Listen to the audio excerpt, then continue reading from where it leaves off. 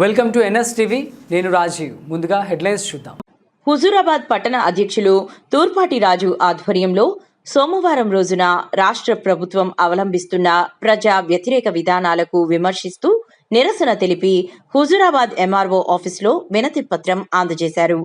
రాష్ట్రంలో అధికారంలో ఉన్న కాంగ్రెస్ ప్రభుత్వం ఎన్నికల సమయంలో ప్రజలకు అనేక హామీలు ఇవ్వడం జరిగింది.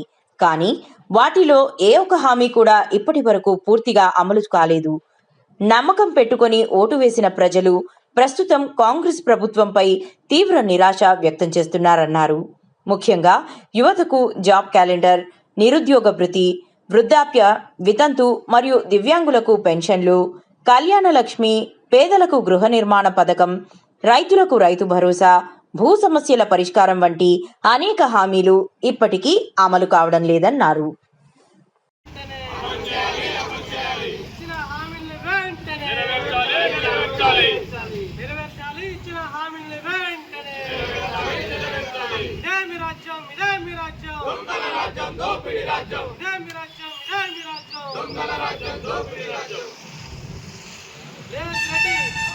రేవంత్ రెడ్డి